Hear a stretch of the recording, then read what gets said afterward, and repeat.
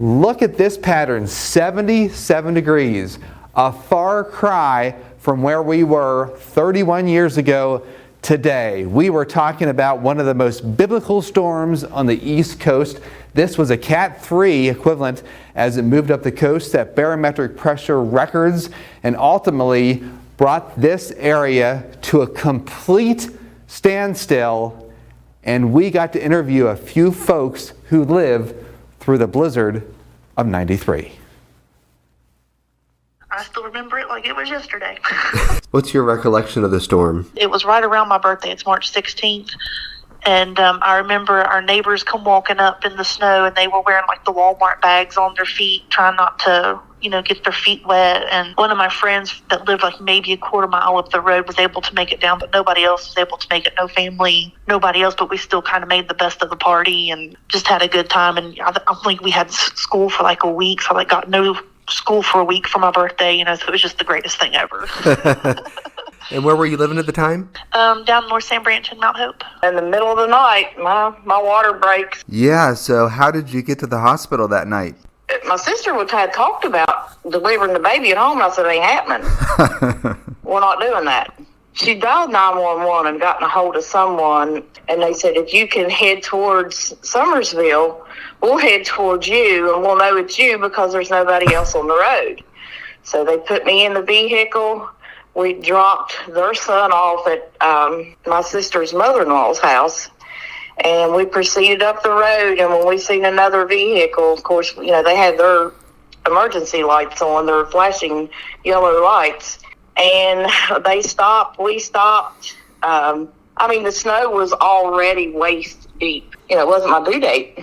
Right. So they got me. They put me in the vehicle and headed towards Summersville Hospital with me, and I barely made it. I think that when they brought me in, he was delivered an hour after they brought me in. I imagine the snow was coming down hard. It was blowing across the road. It was very difficult to see. You couldn't even see. It looked like you were driving through a lion's mane. It was all a guessing game getting there. Coming back from Richmond, traveling to Cumberland, roads were terrible, especially around 270 around D.C., around Frederick, Maryland. Cars were just abandoned in the middle of the median, and the interstate was one lane. No one else was on it. Then as soon as we got to Allegheny County, the roads were clear, but we still had as much snow as anybody else. By the time we got home, the kids had the driveway all plowed out for us. It was really nice. That was the storm that got me into meteorology. You never lived through anything like that before. You couldn't see to the end of your driveway the entire day, 11 degrees, wind chill minus 11, snowdrift so high. I remember I went outside to get the snow off the car in the afternoon, and the snow came back in my face and suffocated me. I lived back inside. It's not funny. It was a colossal blizzard. So let me ask you this. Was this just how long did this go on? It started snowing late Friday night and ended early on Sunday. Wow. So it's about 2 days. Yeah, and it was a complete blizzard the entire day. The winds did not stop at all. Wow. It was amazing. It melted pretty fast because temperatures warmed up after that.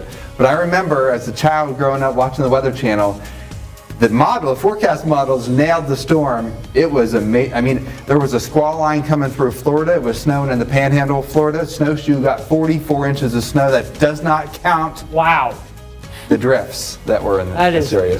You guys just witnessed the spark of Chad's career. Yes, now we have more news and weather coming up after the break. Oh, and sports.